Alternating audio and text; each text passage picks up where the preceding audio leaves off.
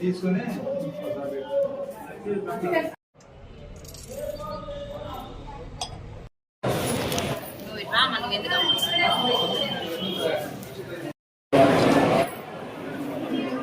రెండిట్లో కూడా మనం జాగ్రత్తగా మంచి పేరు తెచ్చుకునే విధంగా గవర్నమెంట్ కి మంచి పేరు తెచ్చుకునే ఒక భరోసాతో మనం పనిచేయాలి. కార్మికులు ఎవరైతే ఉన్నాయో ఎంప్లాయీస్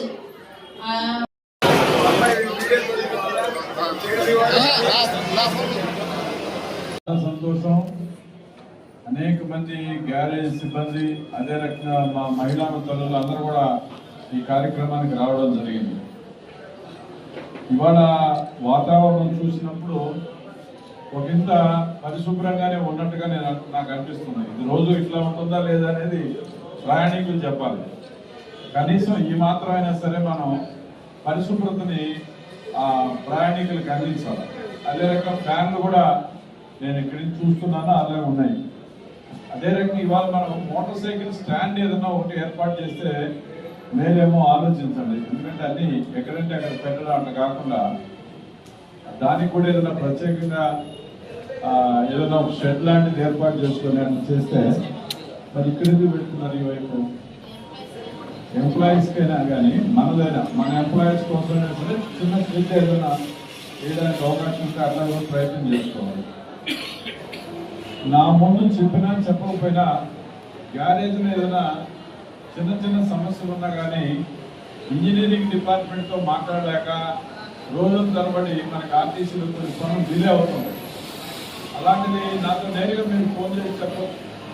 ఎందుకంటే మేడం గారు మనకి పిడుగురాళ్ళ ఆర్ఓ ప్లాంట్ శాంక్షన్ అయిన తర్వాత ఇక్కడ గది ఏర్పాటు చేయడానికి కోసం మళ్ళీ ఖర్చు ఎక్కువైంది, 2 లక్షల రూపాయలు అయింది. అలాంటప్పుడు అది డిలే అయిపోతుంది. వెంటనే మళ్ళీ మనం ఇంజనీరింగ్ డిపార్ట్మెంట్తో మాట్లాడి శాంక్షన్ చేయించి దాని వల్ల టెండర్ పెట్టి వెంటనే మళ్ళీ ఆర్ఓ ప్లాంట్ అక్కడ కూడా త్వరగా పూర్తయ్యే దానికోసం అనేక సార్లు మాట్లాడుతుంటాను నేను.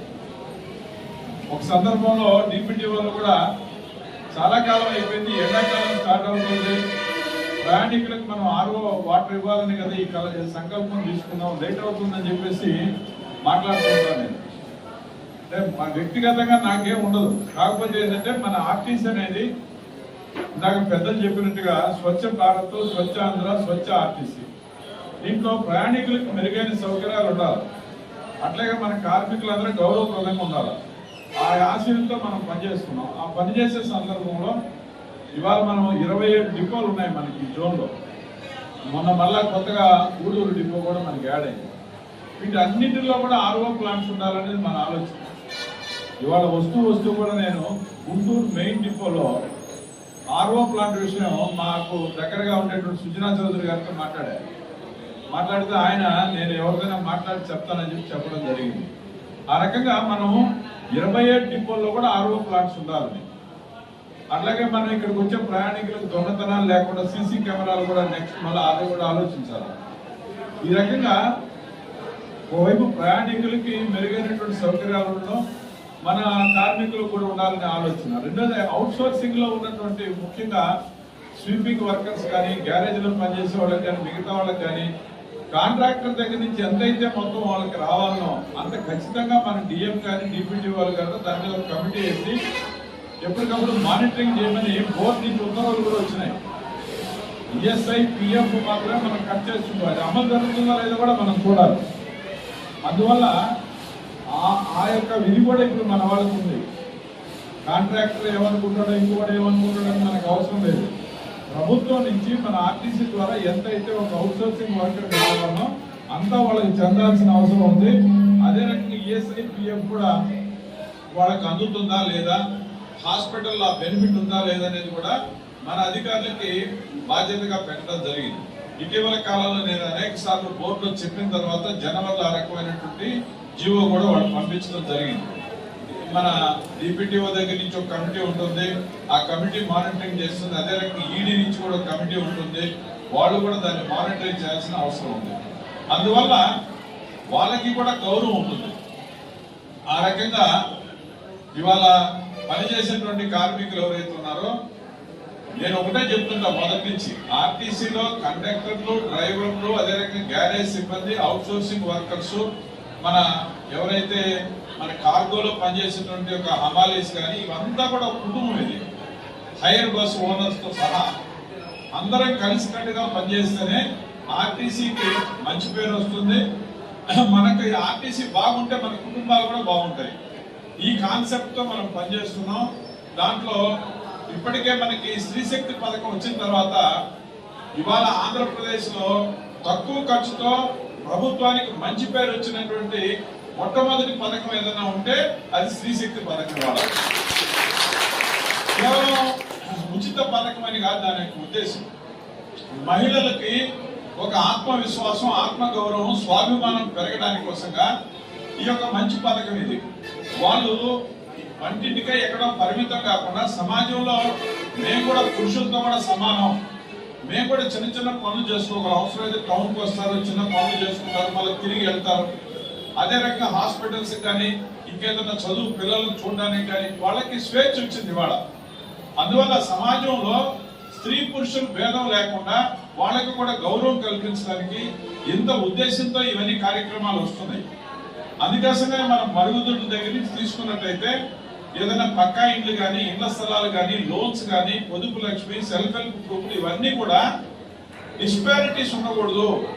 మహిళల చేతిలో ఆర్థికంగా ఉన్నట్టయితే వాళ్ళు కుటుంబాన్ని బాగా చూడగలుగుతారు. అదే రకంగా ఒక మహిళ కన్నా ఆరోగ్యవంతంగా ఉన్నట్టయితే మంచి మన సమాజానికి మంచి బిడ్డలు వాళ్ళ ద్వారా మన సమాజానికి మంచి జరుగుతుంది. అందుకోసంగానే మళ్ళా దానికి కూడా సంబంధించి ఎవరైతే తల్లికి వందనం పేరుతో కూడా కిట్ ఇస్తున్నాం. అందుకని మహిళలకి వివక్షత లేకుండా మనం కూడా గౌరవించాలా. అంత పెద్ద ఉద్దేశంతో ఇవాళ స్త్రీశక్తి పథకం వచ్చింది. ఈ స్త్రీశక్తి పథకాన్ని మన వాళ్ళు విజయవంతం చేశారు. పేరు పైన ముందుగా మీకు అందరికీ ధన్యవాదాలు తెలియజేస్తున్నాను. గ్యారేజ్ సిబ్బంది కూడా ఎక్కడ షట్ డౌన్ కాకుండా విపరీతంగా 100 మంది 150 మంది కూడా ఎక్కుతున్నారు ఇవాళ బస్సులో. అయినప్పటికీ కూడా మీరు చాకచక్యంగా మీ యొక్క శ్రమతో బస్సులన్నీ కూడా ఎక్కడా కూడా బ్రేక్ డౌన్ కాకుండా అటు కార్మికులను పనిచేస్తున్నారు. మన యొక్క డ్రైవర్లు, కండక్టర్లు అయితే కాలు తీసి కాలు పెట్టలేనంత ఇబ్బంది ఉంది. అయితే దీనికి ప్రభుత్వం కూడా ఇవాళ ఎలక్ట్రికల్ బస్సులు త్వరలో రావాలని ప్రయత్నం చేస్తున్నాం. దానికి ఇన్ఫ్రాస్ట్రక్చర్ తోడవుతుంది. రెండవది మనకి డీజిల్ ఖర్చులు విపరీతంగా పెరుగుతున్నాయి కాబట్టి సిఎన్జి బస్సులు కూడా తేవాలనే ఉద్దేశం ఇవాళ బోర్డులో ఫైనలైజ్ అవుతా ఉంది.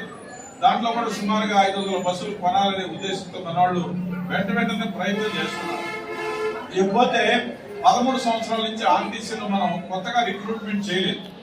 కానీ ఇప్పుడు మన కృష్ణబాబు గారు, మనకున్నటువంటి ఎండి బాలకృష్ణ గారు వీళ్ళంతా కలిసి హెల్త్ డిపార్ట్మెంట్ లో ఏ రకంగా అయితే తీసుకున్నారో ఆ రకంగా కొన్ని ఎక్కువ మందిని కార్మికులను తీసుకోవాలి, పని భారం ఎక్కువగా ఉంది, ఆ రకంగా వెంటనే రిక్రూట్మెంట్ చేయాలి. కండక్టర్స్ కానీ, డ్రైవర్స్ కానీ, లేకపోతే మనకు ఉన్నటువంటి గ్యారేజ్ లో కానీ అనేక దగ్గరలో మళ్ళా పూర్తి స్థాయిలో ఆ రకంగా రిక్రూట్ చేయాలనే ఉద్దేశం కూడా ఉంది. ఇవన్నీ కూడా త్వరితగతిన మనకు రాబోతున్నాయి. ఎందుకంటే ఇప్పటికే మీకు పని భారం ఎక్కువ ఉంది అనేది కోర్టులో కూడా అందరికి చర్చ ఉంది. ఒకవేళ ఎంత అంకా డ్రైవర్స్ వచ్చినప్పటికీ కూడా కండక్టర్స్ మన దగ్గర తక్కువగా ఉన్నారు, స్టాఫ్ తక్కువగా ఉన్నారు, పని భారం ఎక్కువగా ఉంది, రిటైర్మెంట్ ఎక్కువగా అవుతూ ఉన్నారు ప్రతిసారి. అందువల్ల ఇది కూడా కోర్టులో చర్చ పెట్టుకుని దాన్ని కూడా రిక్రూట్ చేయడానికి కోసంగా ప్రిన్సిపల్ సెక్రటరీ గారు, మన ఎండి గారు, ద్వారకా తిరుమలరావు గారు ఉన్నప్పుడే ఆ ప్రయత్నం జరిగింది. అది వెంటనే అమలు కూడా జరుగుతుందని చెప్పేసి మీకు అందరికీ కూడా నేను మనవి చేస్తున్నాను. అంతేకాదు నేను మీకు గత ప్రభుత్వానికి ప్రభుత్వానికి తేడా ఏంటంటే, మనం 2020 తర్వాత ఎప్పుడైతే మన గవర్నమెంట్ లో కలిపామో వైద్య బెనిఫిట్స్ మనకు తగ్గిపోయినాయి. గతంలో మనకి ఏదైనా ప్రాబ్లం వచ్చి యాక్సిడెంట్ అయినా బాగలేకపోయినా సరే మొత్తం మనకి ఆర్టీసీ నుంచి ఉండేది. కానీ ఇటీవల కాలంలో లేదా తిరిగి మళ్ళీ ఇప్పుడు ప్రభుత్వం పునరుద్ధరించింది. ఈహెచ్ఎస్ సౌకర్యం కూడా రిటైర్మెంట్ ఎంప్లాయీస్ కూడా ఇబ్బందులు ఉన్నాయి, వాటిని కూడా తొలగించారు. అదే రకంగా ఎవరైనా సరే ఆర్టీసీలో ఉన్నటువంటి కార్మికులకి మిగతా డిపార్ట్మెంట్స్ కంటే కూడా వైద్యం చాలా అవసరం ఉంటుంది. ఎందుకంటే వీళ్ళు సుదూర ప్రాంతాలు ప్రయాణించడం, సరైన వాతావరణ పరిస్థితులు ఉండవు, అందువల్ల కుటుంబం ఎక్కడో ఉంటుంది, ఎక్కడెక్కడో భోజనం చేయాల్సి వస్తుంది. దానివల్ల వీళ్ళు ఆరోగ్యానికి కిడ్నీలు కానివ్వండి, లేదా బ్రెయిన్ స్ట్రోక్ కానీ, లేదా ఇంకా రకరకాలైనటువంటి హార్ట్ ప్రాబ్లమ్స్ కానీ ఉన్నాయి. దానివల్ల చాలా మంది మనకి ఈరోజు మన ఉద్యోగస్తులు పనిచేయలేక అవస్థలు గురైనటువంటి వాళ్ళకి కూడా వాళ్ళకి ఆల్టర్నేటివ్ మనకి ఉద్యోగం ఇవ్వాలి, లేకపోతే వాళ్ళకి కావాల్సినటువంటి మానిటరీ బెనిఫిట్ ఖచ్చితంగా ఇవ్వాలని చెప్పేసి మనం 2020 నుంచి ఆ డెసిషన్ కూడా తీసుకోవడం జరిగింది. ఈ రకంగా మనం నైట్ అలవెన్స్ కూడా తిరిగి పునరుద్ధరించాం. ఎంతో కొంత ఈ ప్రభుత్వం మన కార్మికులు కూడా చేదోడు వాదోడుగా ఫ్రెండ్లీ గవర్నమెంట్ గా కొంతవరకు నడుస్తుంది. దానికి కారణం మన అసోసియేషన్స్ పనిచేస్తున్నాయి, మన ఎంపీ గారు, మన పెద్దలు, మనకు ఉన్నటువంటి అధికారులందరూ కూడా, మన చైర్మన్ గారు కానీ అందరూ కూడా ప్రయత్నం చేస్తున్నాం. బోర్డులో ఉన్నటువంటి అందరూ చైర్మన్స్, డైరెక్టర్స్ కూడా ఫ్రెండ్లీగా మన ఎంప్లాయీస్ బాగుండాలి, ప్రయాణికులకు మెరుగైన సౌకర్యాలు అందించాలని మంచి బోర్డు ఉంది వాళ్ళ.